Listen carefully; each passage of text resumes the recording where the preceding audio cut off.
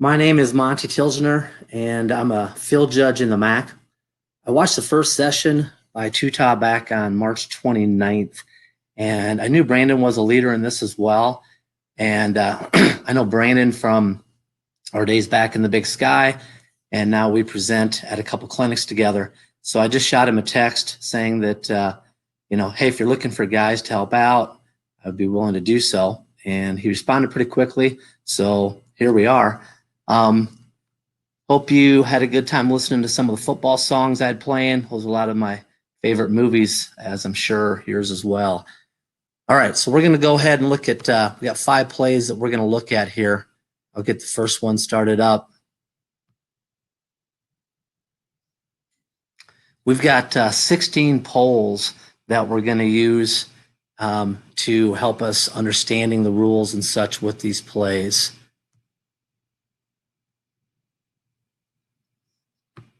So our first play and poll is coming up here. So with this one, we're taking a look at our poll is we have the end of the kick at the B40, the holds at the B47, the end of the run is the A41. And this hold, it does occur during the run, okay? So it occurs during the run. Where is it going to be enforced from? And I've kind of highlighted the 2 players here that get tangled up, and then we have a takedown. Those are the 2 players. You can see the end of the kick at the 40, the takedown right there, and the end of the run is the A41. We have 2 flags on the play by the side judge and the back judge. Those flags are about on the same yard line, and we'll come back and talk about that here in just a second. So go ahead and get your votes in if you would.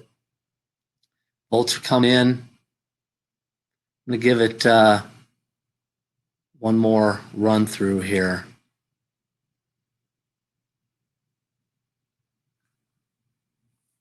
So again, the end of the kick is the B40. The hold is at the B47 during the run back, and the end of the run's the A41. So a little bit of an easier one maybe to start us off, but let's take a look here. And we had 81% of you were correct in that this is going to be from the location of the foul. This is not a PSK foul. This is a foul that occurs during a running play. And since this is during a running play, the end of the run is the basic spot. This is going to be our basic, our normal 3-and-1 principle. The foul is by the team in possession behind the basic spot. So therefore, we are going to enforce that from the spot of the foul. All right. Moving on, we'll get our next poll up here.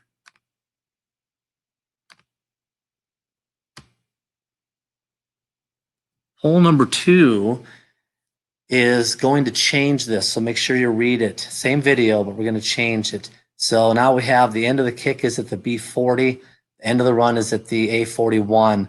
The foul still occurs during the run, and this is a question about our flags and if we need to adjust them. So if our flag only gets to the B42 and that foul occurred during the run and that foul occurred at the B47, do we need to adjust our flags? It's real important that we understand when we do and when we do not have to worry about moving our flag. Anytime that we do have to move our flag, we do want to move our flags and adjust them before we go to the referee. We want our flags to be in the right position if needed when the referee makes the announcement, because we're going to have officials already getting into place to enforce that penalty. All right, so looking at our poll results here, we were 92% very good on that. Like we discussed, we are going to enforce this from the spot of our flag because we have a running play. So we need our flag to be in the correct spot. It doesn't need to be exactly where the hold occurred. It needs to be on the right yard line. So we have these two flags, and they're quite a ways apart. We just need to make sure that we get them on the same yard line, because the announcers in that, they kind of look at where those flags are to think about if we have the same foul. So if we have a DPI or something like that, our flags are going to be closer together. And when we have a DPI, deep wing and back judge, maybe we're going to take those flags and we're going to put them on top of each other. And when we do that, we're kind of showing everybody that we've got the same foul. In this case, our flags are 30 yards apart across the field. We just want to make sure, one, that we get them on the same yard line, but most importantly is we want to make sure that those two officials communicate with each other, that they do, indeed have the same foul. All right, now I'm going to switch to, we're going to look at the same video, but it's going to be, have a different illustration in there. So your screen's going to go dark just for a second. And when it does, don't think you're losing a connection or anything. It's just when I'm switching the video from one to another. So we're gonna go with another poll here, and this is going to be our last poll for play 3, or play 1, I should say. Poll 3 for play 1. And in this one, so we've got our back judge, and this guy spent a few years in the minors, so he did like 95-mile-per-hour fastball. Let's say that he guns it up there and he shoots it all the way up to the B45, okay, or the A45, I should say. But the foul occurred at the B47, okay. Now read the thing, because we've got here the hold occurs during the kick. Okay, the hold occurs during the kick. So that being the case, if our flag is not in the right position, do we need to move it? That's what we're looking at here.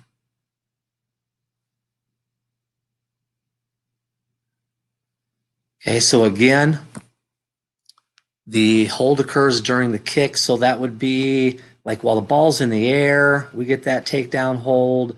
While the ball's bouncing around before the receiver picks it up, then do we need to worry about our flag location? It's important to know if we need to move that flag or not. If we don't have to move the flag, then there's no need to go through that process. Kind of like on a really long DPI. If that DPI occurs, 20, 25 yards downfield, and we're sprinting backwards, and our flag is, 15 yards short of where that DPI occurred, in that case, we don't have to worry about it because we know we're going a full 15. All right, let's take a look at our poll results.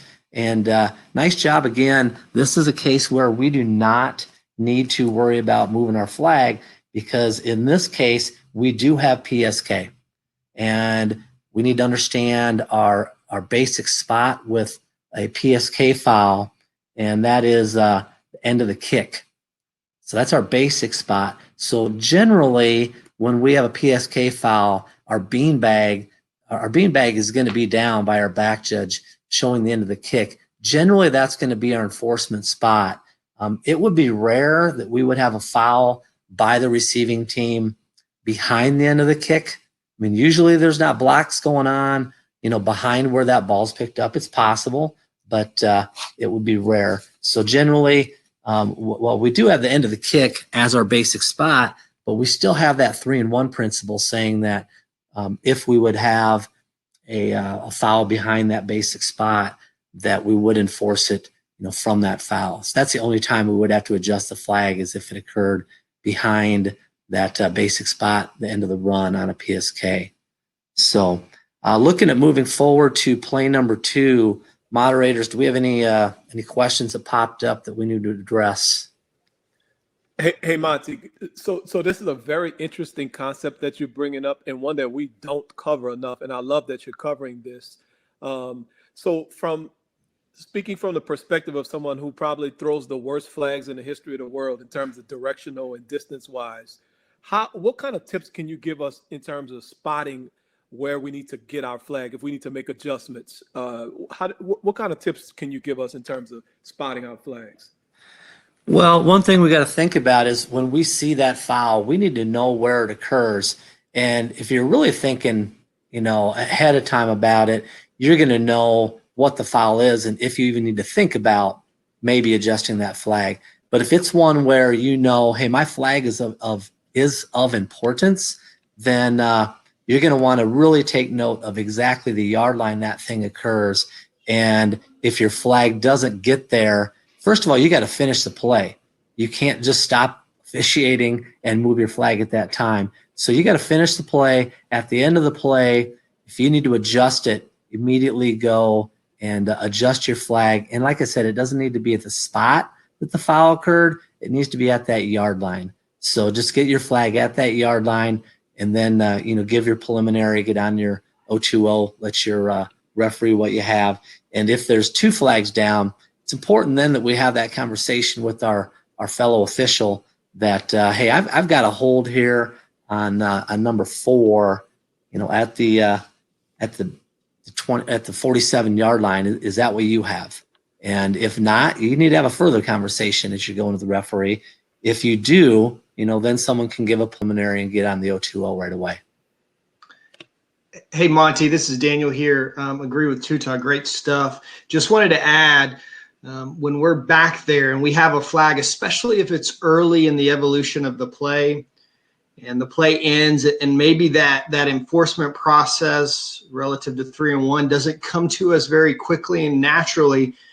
We don't want to be back there trying to figure that out while the referee's waiting for our information, just from an efficiency of enforcement perspective. So if you're unsure, just go ahead and move your flag, like Monty said, not necessarily to the spot, to that yard line on your way in, rather than sitting there trying to deliberate. So like you said, a lot of times that will be just intuitive to us, but if it's not, if we're thinking about dead ball officiating and all of the other things that could be coming into our brains, just move your flag to that yard line and go ahead and report your foul. Yeah, and a lot of times too, we don't need to throw that flag right in there to where all the action is happening. We just need to get it at that yard line, and we don't actually want to throw it in at players because we hit a player that could end up being a bad situation. We just need to get our flag, into a soft zone in there, but on that correct yard line. Anything else before we move on? Keep going, Monty. You're doing well. All right. Okay. We're going to go on here to play number 2. And play number 2 is going to be a OPI play. And we also are going to have some pylon involvement, which we'll get to in a little bit. So I'm going to get our first poll up and running here.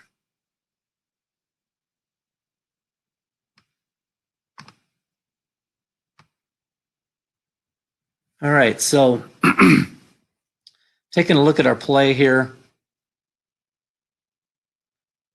we've got our first poll is, do we have a foul for OPI if the block occurs after the pass has been made but before the ball's caught?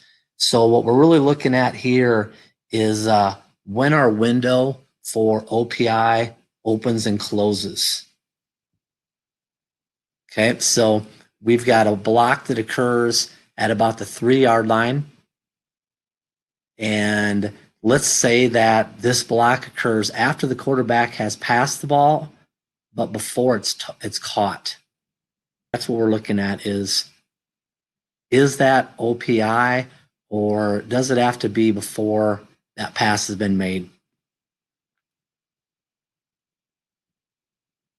All right, so we'll take a look at this poll result here pretty quick, so get your vote in.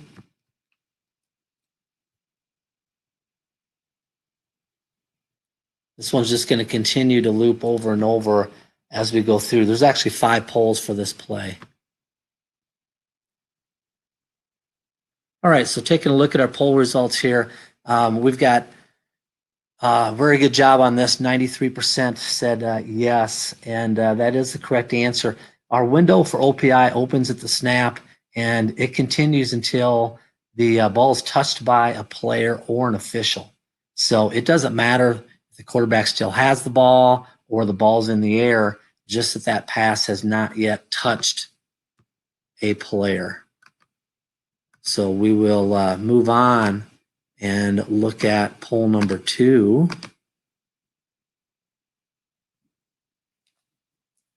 So poll number 2, now we're going to change where this contact, where the block occurs a little bit.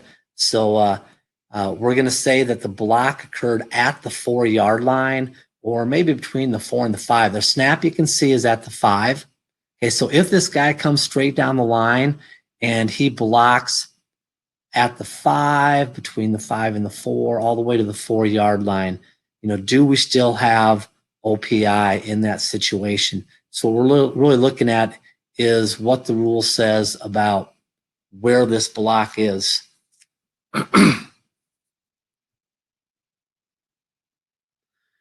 All right, this one's got a lot of discussion going on here in the voting. So, and also with this, we've got the pass being touched, as it says, beyond the line to gain, or I'm sorry, beyond the line of scrimmage. All right, we still got some votes coming in. We're going to wrap it up here pretty quick. Get your vote in quickly if you have not.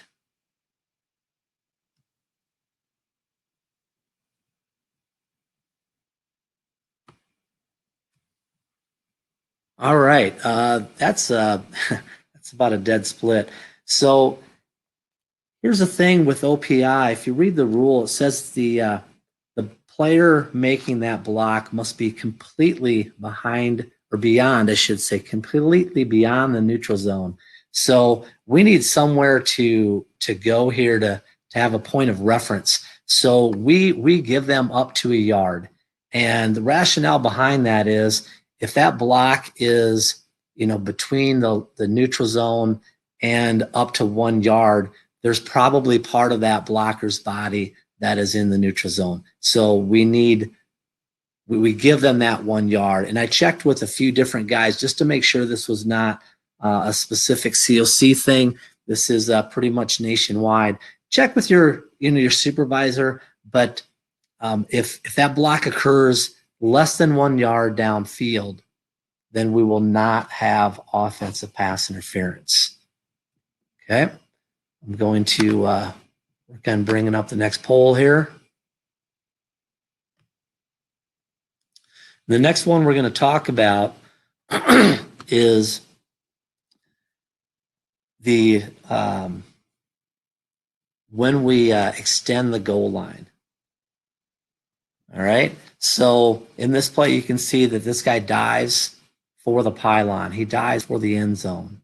And our poll is it a touchdown if the runner dives and while he is in the air, he extends the ball beyond the goal line, extended in his right hand? So let's say that the ball is in his right hand and the ball crosses the sideline at maybe the 1.5 yard line on his dive. Okay, as it crosses the sideline at the 1.5, he's now in the air. He's extending the ball forward and outward, but the ball's out of bounds. But he reaches out and he hits the pylon with his left hand, or maybe he kicks it with his left foot. Okay, so these guys are extremely athletic. So basically what we're looking at is what gets him the goal line extended. And we do know that that ball needs to be, in his grasp when he gets to the goal line extended, or it wouldn't matter. But do we get the goal line extended? When do we get the goal line extended? Okay, so we still got a few votes coming in. Get your votes in and we will look at this play. All right, this one, we are a little more split on this. We are 74% said yes, and that is the correct answer. So this is Rule 821A, and it says the goal line is extended when a runner touches the ground in the end zone or the pylon. So we know that if he would be going, and if he'd dive and he would tap his toe in the end zone, we know the goal line is extended there, but that pylon also does extend the goal line. So if he is able to, you see the guys, they're always trying to hit the pylon because they know if they hit the pylon that they're going to get that goal line extended. And these guys are incredibly athletic, so they're able to pretty much do what they want out there. And he does a nice job of, a lot of times they're going to extend the ball. They try to hit the ball with the pylon, and then we know that we have a touchdown. Look at pole 4 here.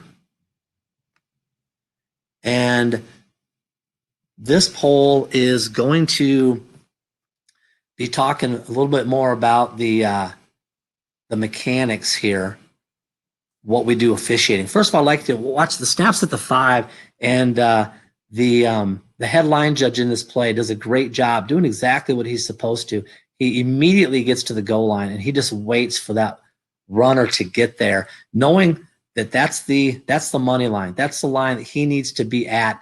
And if they don't get there, if they get to the 2 or the 3, he's just going to come straight back and square it off, looking really good, and get that progress spot. But he has to be at the money line. He has to be at the goal line. And we don't want to, have the runner get there and we're behind him. So anytime that snaps in the 5, we immediately go to the goal line.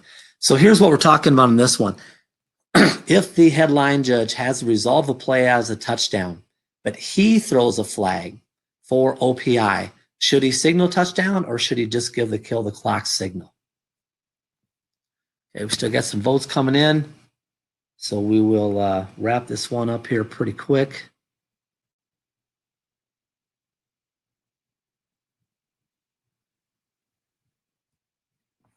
Okay, so ending this poll here, we've got 75% that said he should just give the kill the clock signal, and that is correct. So let's talk about why. If he throws a flag and his flag will take that touchdown off the board, okay, we're not going to give them points because of my flag. Then I'm not going to signal touchdown. That's the only time. But let's say that he doesn't, put the video back up here again, ran out of time. Let's say he doesn't throw the flag and the side judge, because the side judge throws the flag here as well, and they do a nice job. You can see the side judge running in to our headline judge, making sure that, telling him what he's got and seeing if he's got the same OPI. But let's say the side judge only throws it, then the H doesn't know what his flag is for. All the H knows is I've got a touchdown. So in that case, he would signal touchdown. But this case, he knows that his flag is going to not allow that touchdown, and therefore he would not signal. So that is some of the philosophy behind that. All right, poll number 5.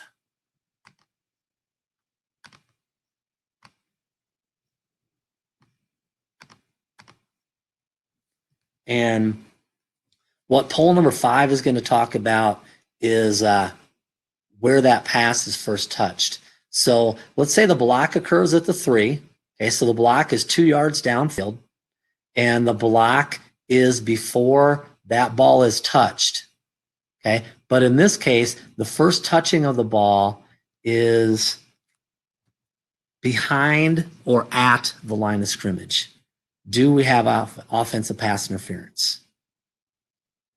And I think, this one we've kind of covered a little bit, but it's going to bring up some discussion of when we might have a situation that we think we're not going to have a foul and we end up having a foul. So I'm going to bring something up as we I'm going to end the poll here. And we did a very nice job on this one.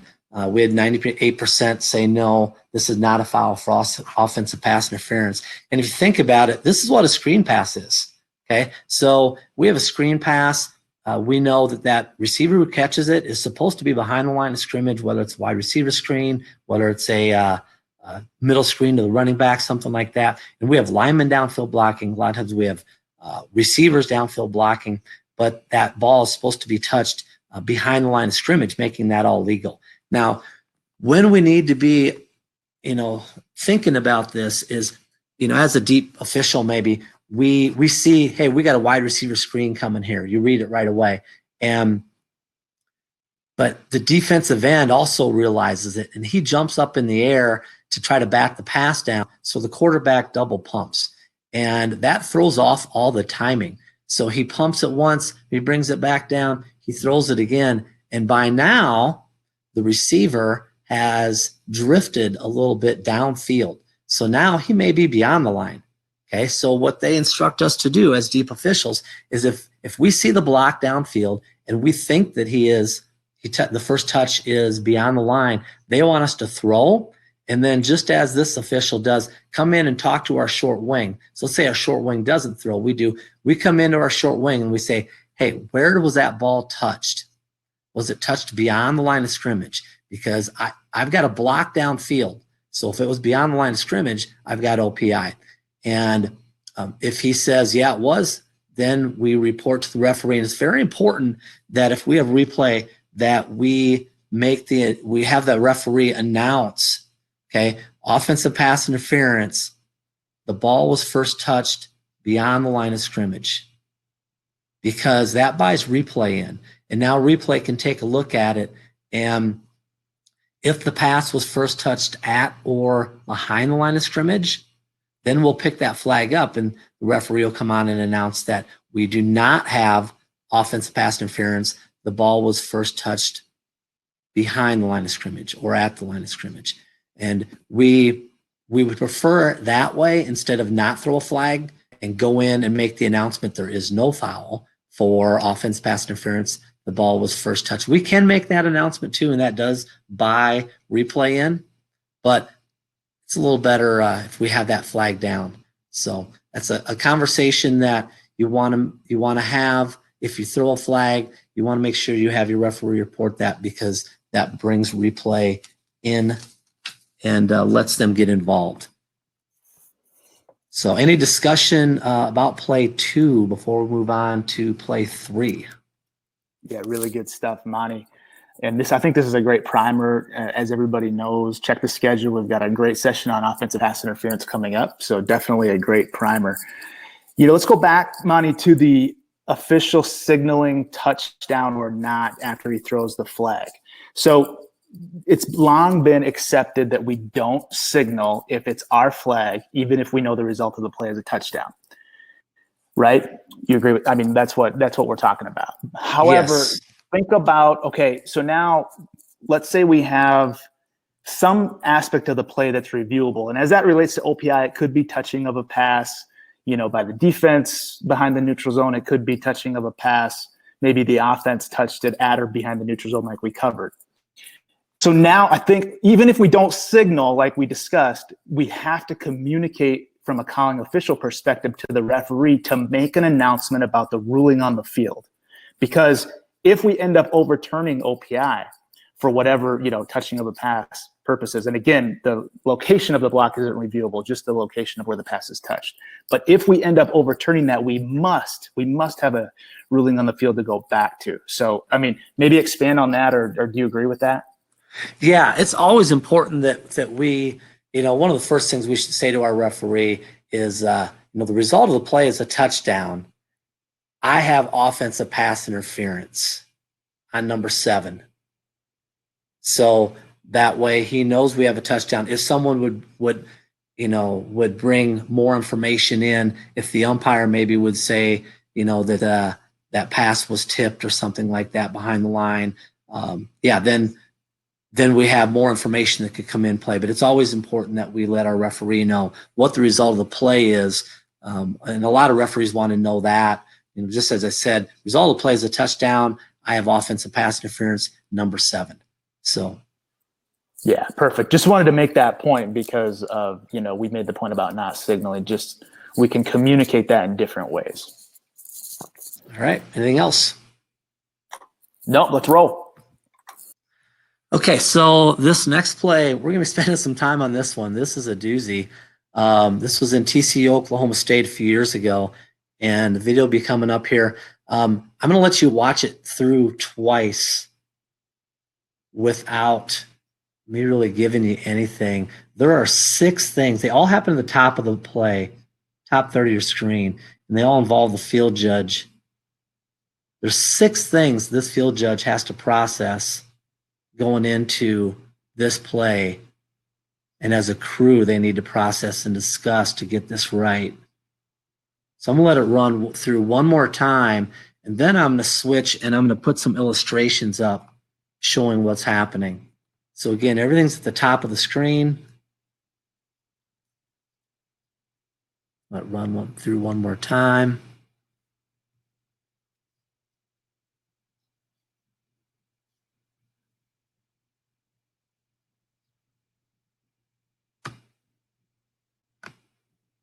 And then I'm going to switch to a different view. And on that view, I'm going to have some illustrations, and then we're going to have some polls.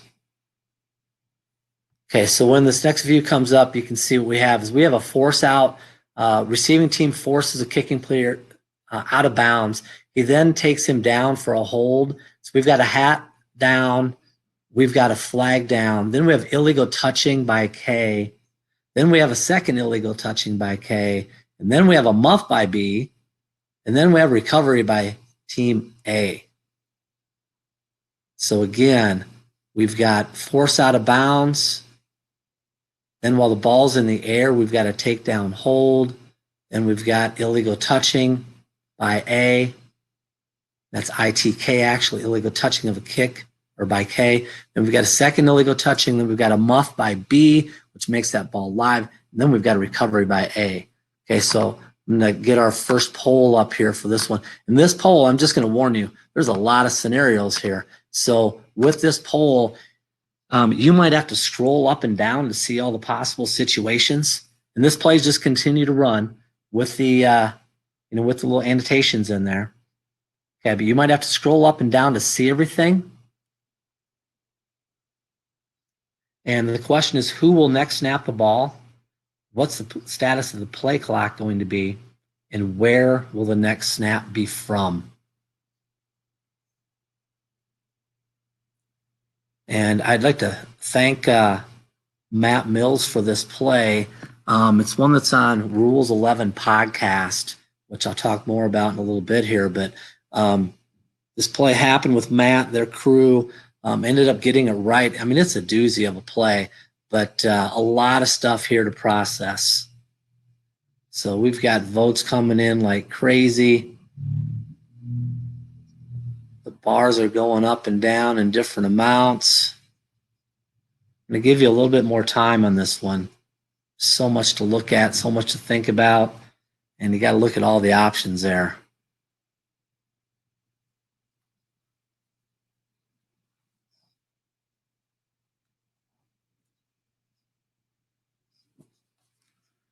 All right, looks like it's starting to stabilize. Stop the poll here in a minute.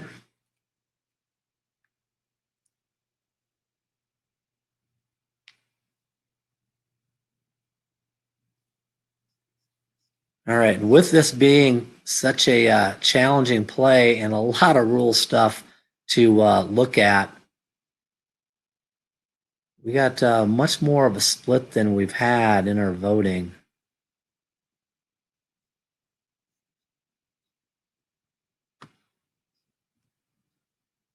Okay, so let's take a look at this one. The correct answer is the one that is the majority, but not by a lot.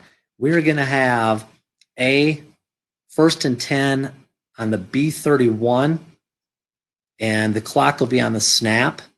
The snap for the punt was the B41. So let's discuss this. First of all, we do not have a PSK foul, even though the foul occurs during the kick.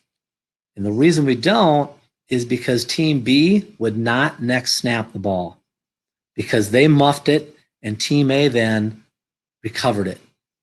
Okay, so we do have, since we have an illegal touching spot, if Team A declines the foul, then Team B would take the ball at the illegal touching spot and keep the ball.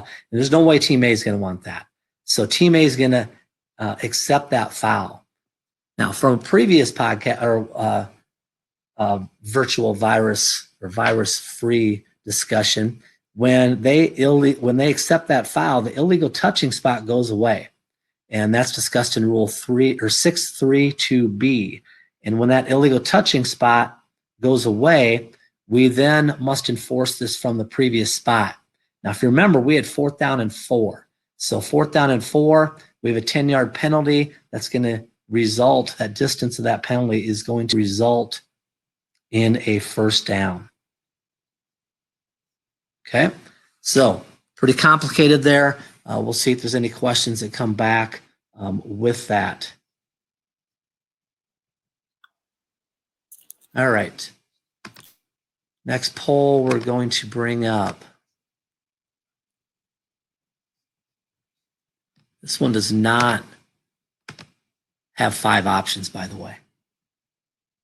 All right, so continue to look at that same play. And with poll 2, we're just talking about a Team A player going out of bounds. Now, we're going to say here that he goes out of bounds on his own, okay? And at any point during the play, he comes back in bounds. Is it a foul? And if it is a foul, then what 2 options of the scenario do you have? Okay, so it's a little different than our play here. We're just saying that the Team A player, he runs around the guy and he takes a step out of bounds.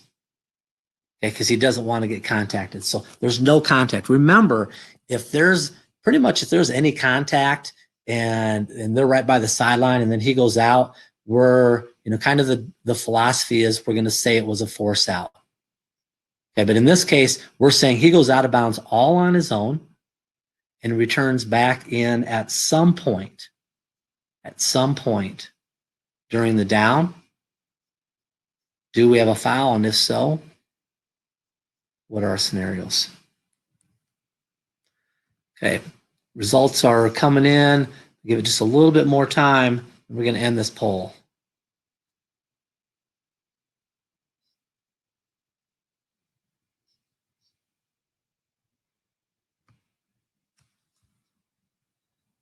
All right, taking a look here at our result, pretty good job, 71% have this correct, is that yes, this will be a foul. The key is the enforcement, okay? This will be enforced from the dead ball spot, the previous spot, or the spot where the ball is placed after a touchback. All right, so remember, Rule 10.2.4 says that K fouls other than KCI can be tacked on or they can be re-kicked. So we do not have to decline that foul. Okay, we can tack it on. And usually they're going to tack it on. They don't always have to tack it on. But say we would have a booming punt of 70, 75 yards and takes a big bounce, gets downed all the way, inside the 10, or even just a big punt like that, and we've got illegal formation foul on Team A. In that case, you're going to want to make sure you talk to your coach and see if he wants to re-kick that, because in that case, they're probably going to want to re-kick it. But it seems like normally, if it's not a great punt or a decent return, they usually want to tack that on. So, hey, Monty, right. one quick clarification now. As we see the play, before our eyes here, Team A ends up, in legal possession of the ball. So just clarify the tack-on rule. You see what I'm saying? No, not exactly. Okay, so since, the tack-on rule applies when the ball belongs to Team B, correct? Yes. Okay. Yeah. Oh, yes. Yeah. Yeah. We can't tack on Team B's foul. Yeah. So I guess what I'm saying is let's make everything the same on this play, except he's out of bounds on his own, comes back. I think we're disregarding the hold for the time being, but we do have then, Team B touching the ball, Team A recovering it legally. Now where would we put that? Now where would we enforce the penalty? Okay, well then we still would have to go back. In that case, we do not have team B in possession at the end of the down. So then we would have to go back and we would have to enforce that from the previous spot. Yeah, exactly. Okay. All right, next poll coming up for this play.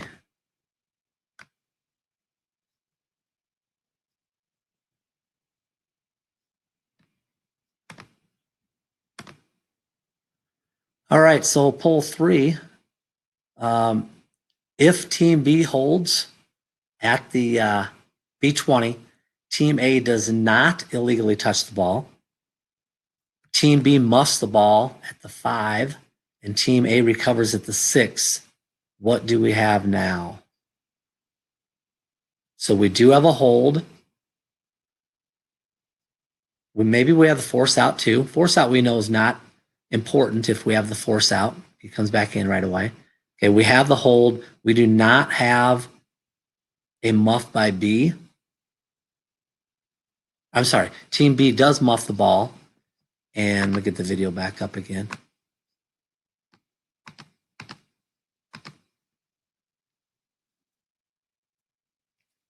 Okay, so team B holds. We do not have illegal touching. We have a muff and then recovery by A at the 6. What will our next play be? All right, votes are still coming in here. And this one, we're doing a good job seeing the votes come in of having the who's going to snap the ball and where from. We're doing an excellent job on that. We got about 98% of that coming in. What we need to look at is what our play clock status is going to be. Okay, so we do have, like I said, 98% said, hey, it's going to be A's first and goal at the 6 because we have nothing, no illegal touching, and we've got a muff beyond the neutral zone by B, so that ball is live for anybody. Now remember, let's think about one thing. Think about what's going to happen if this A player picks up this muff at the 6 on his feet and he runs it in. Okay, that's really one thing we got to think about, because remember, when he possesses that ball from a muff, it's dead. Okay, team A cannot advance a muff. They can advance a fumble, but this is a muff.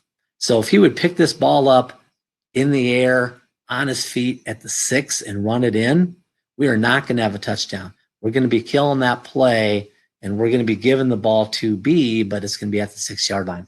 Okay, so let's look at this one. We are going to have a first and goal at the 6. The key is the clock is going to be on the snap. All right. Now remember, here's the thing. We've got that phrase that we all know, ABA ready for play. You got to be careful. ABA ready for play does not trump everything.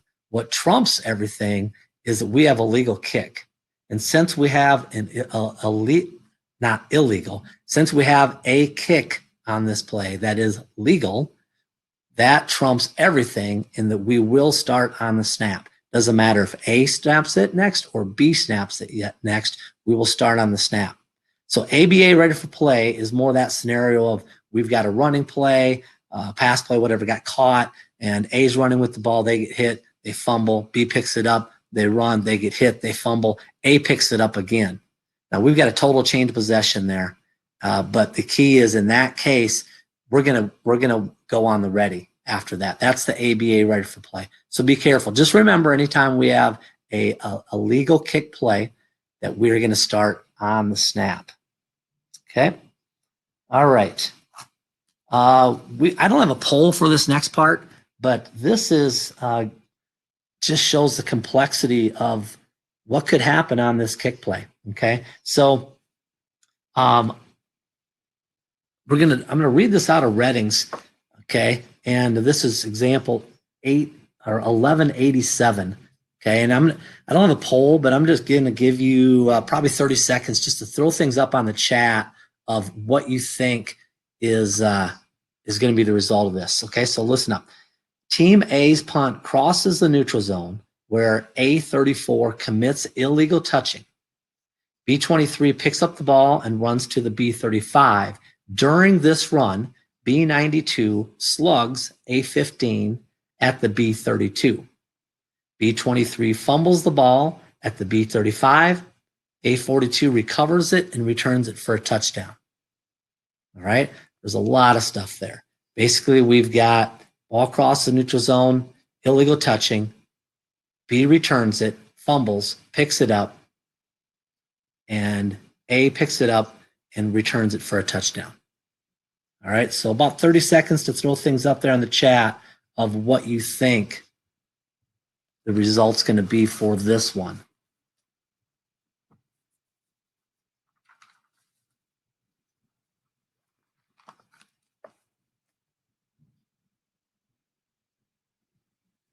All right.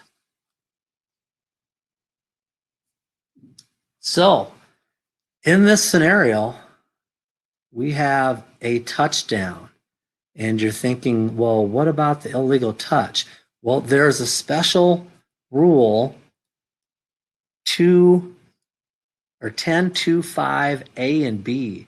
And 10.2.5A says fouls by the non-scoring team during a down that ends in a touchdown, 15-yard penalties and personal fouls and unsportsmanlike conduct fouls can be enforced on the try or the succeeding kickoff. So in that case, and if it's a 5 or 10-yard penalty, then it's not enforced on the try or succeeding kickoff. The penalty is declined by rule, which is a whole nother animal, which we're not going to get into. But this is the play. Matt Mills was the field judge on this play, and Matt did a Rules 11 podcast on this particular rule, and it was an hour and 20 minutes long. It was amazing. And this play that I just read is one of 8 different scenarios that gets covered by Matt in that Rules 11 podcast. If you haven't listened to Rules 11 podcast, look it up. It's just a great thing. They've got really good guest officials that come on to discuss the topic, and it's just a great way to great thing to listen to as you're working out or just sitting around working on increasing our rules knowledge. So now here's the crazy thing. Let's take that same play that I just said, and let's say that he gets tackled on the 5-yard line. Okay, so all the same scenario I read, but he gets tackled on the 5. All right, so now this is crazy because now Team A doesn't even get the football, because if they decline the penalty, okay, for the personal foul, then Team B gets the ball at the spot of the illegal touching, okay, because we don't have a foul. But if Team A accepts the penalty for the personal foul, then the illegal touching spot gets canceled, but Team B gets the football, because in that case, Team B was in possession of the ball at the point at the time that the foul occurred. And then that penalty would be enforced from the spot of the foul, because the spot of the fumble is the basic spot, and the foul was behind the spot of the foul. Okay, so again, listen to that podcast and your brain will be going crazy when you do so. All right, any questions before we switch to video play number 4? Monty, I think we covered that play, man. Let's keep rolling. All right. Okay, video play number 4 involves possible intentional grounding in the end zone and a possible 10-second runoff we're going to talk about. So first polls are going to go up here.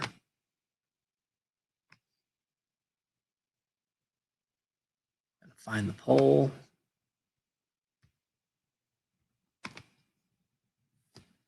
All right, this first poll is just saying, after watching the play, what do we have? Now, this play shows a end zone view, which helps us with the tackle box, and it shows a sideline view, which helps us with where the ball is in relation to the receiver. Okay, so our choices are: this is not intentional grounding. The quarterback is outside the pocket and the pass cross line of scrimmage. This is not intentional grounding. because there was a receiver in the area, or this is intentional grounding, and the enforcement results in a safety. So take a look a couple more times. Votes are coming in.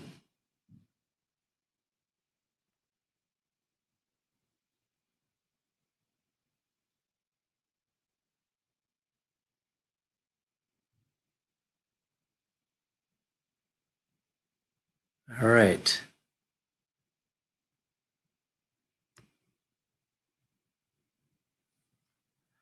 All right, so our poll results here, 77% were correct, and this is intentional grounding, and it will result in a safety. Remember, an intentional grounding foul is a spot foul, and the enforcement then is going to be from that spot, and this is in the end zone. So 19% of you said there was a receiver in the area. So let's talk about that. Let's watch that sideline view. And receiver in the area, generally speaking, receiver in the area has to be 5 yards away or 7 yards away if he's coming back at the ball. This receiver, he's really not coming back for the ball, but you can see they're at the 36-yard line, and that ball crosses the sideline well in advance of that. We got guys jumping up in the air, and they're out of bounds, and they're jumping up in the air at like the 25. So, it's a good 10 plus yards away from that receiver. And in one of the other virus-free clinics, they talked about the fact that it doesn't matter if that receiver breaks off that route or not, he's got to be in that area to be considered in the area. He's got to be close enough. Doesn't matter if he ran the wrong route or the quarterback threw it the wrong way. All right, we've got another poll here for this play. Poll 2. And poll 2 talks about if this foul for intentional grounding occurred with less than 1 minute and a half, would it qualify for a 10-second runoff? And this actually did. This was at the end of the half. I believe when the snap occurred, the snap occurred at 1:04, I think. And I think the play ended at 56 seconds in the first half. So the crew did a nice job. This was so complicated. The referee actually went over and talked with the coach from Northwestern to explain to him the situation. But let's get the votes continue to come in here. And there's a couple things we're going to talk about with this one.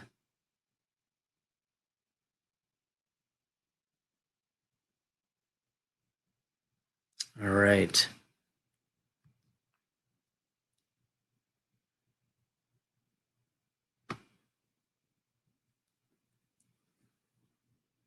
Okay, so on this play, the majority were correct. Yes, if it would require, or it would be if Team A did not have a timeout left and Team B wanted the runoff, and those are all things we got to communicate with our coaches, okay? But if that was the case, the game clock, we would have a 10-second runoff, and the game clock would start on the referee's signal, the ready for play whistle. So if they take the zap 10, the game clock would start on the ready for play. And think about this. We have a safety kick. So we're going to have a team lined up to kick off, and we're going to start the game clock when that referee blows this play in.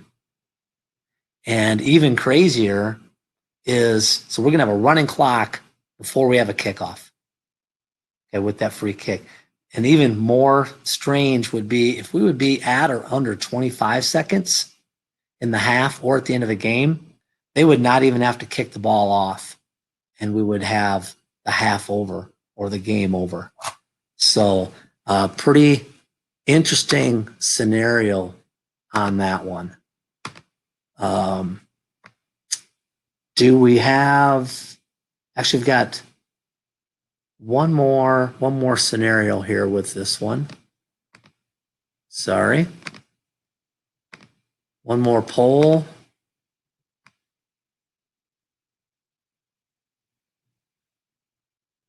Oh, no, that is the last poll for that play. Okay, any questions before moving to our last play? No, Monty, I think everybody was real comfortable with the interpretation there. Okay. All right. Our last play involves a fourth down fumble rule. And get a poll up for this. Got 3 polls here. First one is just what's our next play going to be? So we got a fourth down. You can see we're under 2 minutes in the game there. That's why they're going for it on fourth down deep in their own end zone. And we've got a fumble that occurs at the 9-yard line. The ball is recovered by a team A player at the 16, and he ends up trying to get a few more yards. He's trying to get the first down, obviously, but he gets tackled at the 19. All right, so we're just looking at which team or where will the next play be from? Results are coming in, and we're nailing this one. This first one here is a relatively easy one. This is our basic fourth down fumble rule. The tricky part might be in where we're going to, where B's going to get that ball from.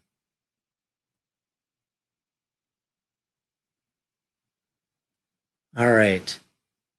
So looking at our poll results here, 94% of you were correct in that it's going to be first and goal from the B9, and that's the spot where A fumbled the ball from. Okay, remember, first down fumble rule is if a teammate player other than the fumbler recovers the ball is dead immediately. So this little advance by the teammate player, it doesn't matter. Okay, we got another poll, and then I'm gonna switch to just a little longer showing of this play so we can discuss some things that the crew did. All right, so this next poll is going to talk about, well, what if we had the fumble at the 9, but the teammate of the A player recovers it at the 5-yard line? Okay, so the last time we had the recovery was in advance of the fumble spot, and this one we're talking about, what if the recovery would be behind the fumble spot? What would the next play be then? Let's see, I'm not seeing votes come in. I'm wondering if this didn't get, I'm going to reset this one.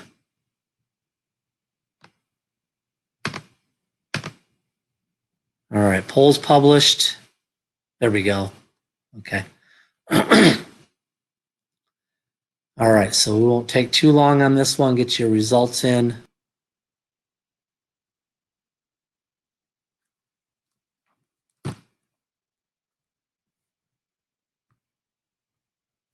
All right, let's take a look at the results here. So the correct answer is B, first and goal at the B5, which is the spot of the recovery. So the key is with this, if it's recovered by team A, beyond the spot of the fumble, the ball's dead, and it's going to go back to the fumble spot.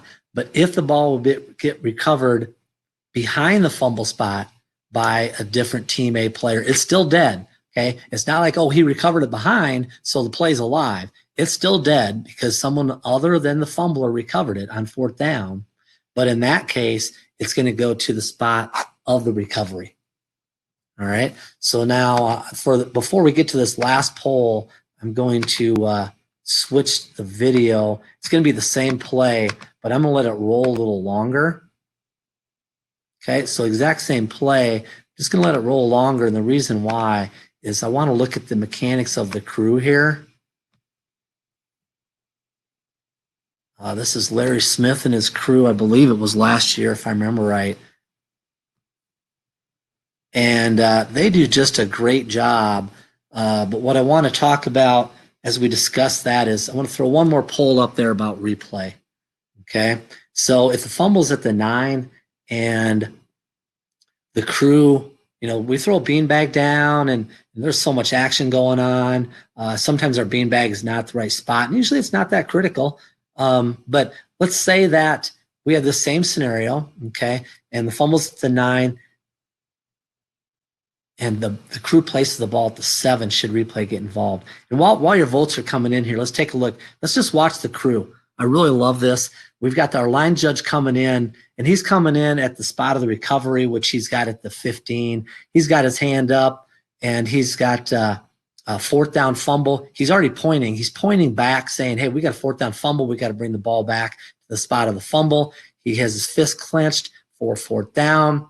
We've got our umpire, Bobby. He's already pointing back saying, oh, we got to go back to that spot.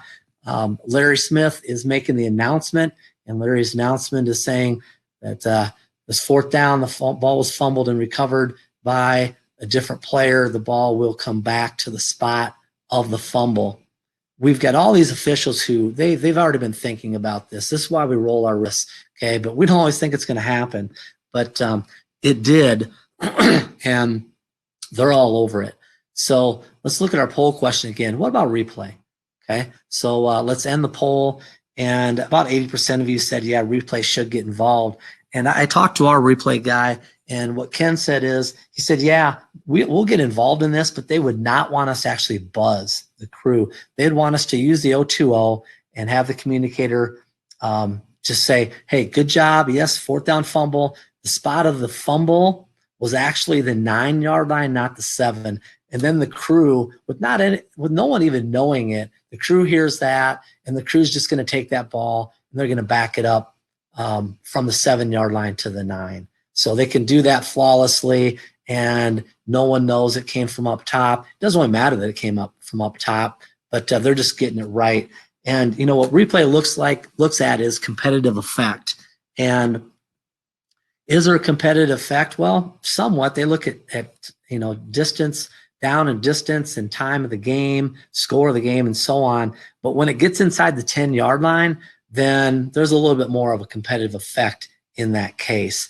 So, since it's only a couple yards, since it's probably not going to make a big difference, in Northwestern's probably just going to take this ball and down it, a couple of times, they would just get on the 020 and let them know, and not do a buzz where we actually stop the game and make it a little more efficient. So that is all our plays. So do we have any questions in regards to any of that? Hey, Bonnie, this is a great play. A lot to think about 4th down into the game. So the clock runs like 4 seconds after the teammate of the fumbler recovers. And, I know we said they're just going to take a knee, but let's say the score was a little closer. UNLV in this case has all 3 timeouts. So how would we handle correcting the clock? First of all, talk about the rule, and then talk about, how we would actually handle it practically. Right. So as we stated, the rule is the ball's going to be dead when he recovers it. Now, you got to think the guy up top, our clock operator, he's probably going to continue running that clock because we got a player who's not down. So we definitely could lose 3 or 4 seconds.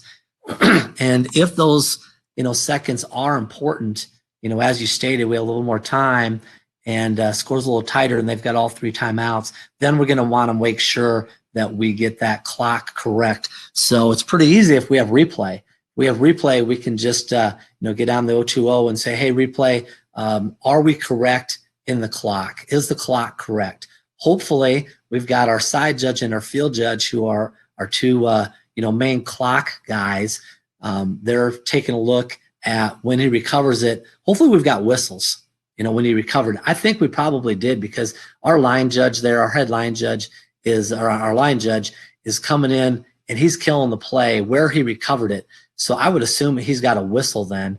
And that being the case, we would have our stop the clock signal going on, and we could, when we have that whistle, then our side judge and our field judge should be looking up and checking where the clock. Really, remember, the ultimate responsibility of checking that the clock got stopped properly is by the official who stops the clock. So our line judge here, when he signals that he's got it dead because he's got to recover, he should be looking up at the clock and seeing that, oh, we had 4 seconds run off. And then he would just communicate that with the referee that, hey, we've got to put, in this case, it looks like we've got to put 1:43 back up on the clock. And the referee would make that announcement. But we could get, we could get help from replay if need be. Yeah, and I just want to make the point, by rule, we can't reset this clock through a formal replay stoppage because it doesn't expire, okay, at the end of a quarter, but we can administratively collaborate over the O2O. Okay, good point. Yeah. Yep, we do have the rules that might inhibit it, but yeah, we can end up improving this situation through the O2O. That's right. Any other questions? Well, just on this play, we have I think we talked about it a few sessions back, but it may be good to talk about it again. We, pre-snap routine on 4th down, we're rolling our wrists. We kind of get in the habit of doing that. We don't want to make that an empty mechanic. So, Monty, go through, what are you thinking when you roll your wrists on 4th down? Yeah, well, when we roll the wrists, we're thinking 4th down fumble play. If we have a fumble, we should be really thinking then, okay, who's going to recover this ball? Where do they recover this ball? If team A recovers it, it's dead. And then we need to have a conversation here. This is complicated. Through the O2O or get together if we need to say, okay, what do we got? We got the fumble, which was at the 9. It was recovered in advance, so we're going to bring the ball back to the fumble spot. And then we should talk about the clock. But those are all things that when we're rolling our wrists, we need to think about why we're doing so. And it's for that if team A recovers it, the ball's dead immediately. And then thinking about if they recover in advance or behind that spot of the fumble. And remember, if we would have that fumble go out of bounds as well, we're going to bring it back to the spot of that fumble. So anything that I didn't cover there that you were mentioning, Brandon? I think you nailed it. All right, man. The questions have waned in the chat. Really good participation. Really good job on the polls, Monty. Great session. Great plays. Take us home. Good job. All right. Thanks. Appreciate being asked to do this. And, guys, this is the way we can learn now without having not being on the field. We normally be doing spring stuff right now, but watching games on TV. I was just watching one of the games on the Big Ten Network this morning when I got up and, put ourselves in the situation where we're thinking about what we see on the field, when we're thinking about, we have a penalty, do they enforce it properly? That's how we can continue to get better. So some more great sessions coming up. So continue to watch. Appreciate it. Thank you.